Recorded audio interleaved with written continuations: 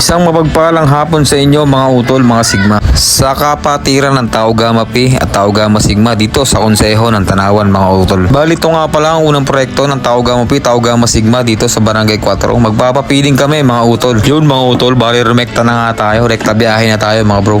Doon nga tayo bibili ng mga gagamitin natin sa pansopas. Bali sopas nga pala nilulutuin natin mga utol para sa mga bata dito sa Barangay 4 mga. Medyo malapit-lapit nga lang yung bibilihan natin ng mga gagamitin natin sa pansopas mga utol. Dadaan tayo ng Trapiche, Barangay 6 saka Barangay Sambat. Yun mga utol, bali dito na nga tayo sa Kalakalan mga utol. Bibili tayo ng pansopas.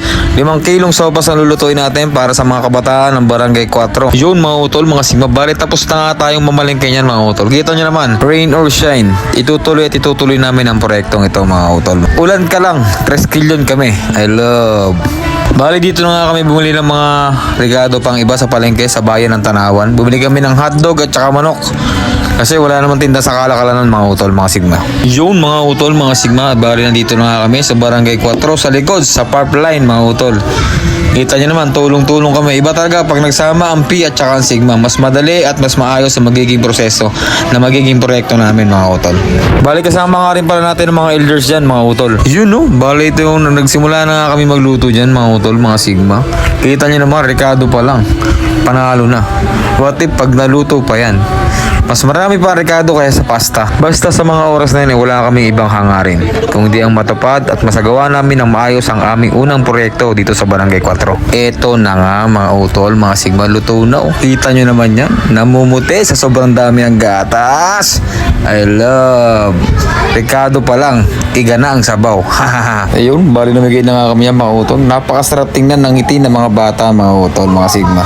Kita nyo naman, kahit sa kaunting pasopas lang, napasaya namin sila mga utol, mga Sigma. Salamat! Tau Gamma Pi! Tau Gamma Sigma! Barangay 4! Captain! Mabuhay! Sabay-sabay pa!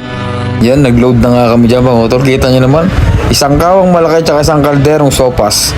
Panamang-panama sa malamig at maulan na panahon mga utol. Ibang-iba talaga sa pakiramdam pag alam mo na nakapagpasaya ka kahit papano, kahit sa maliit na paraan.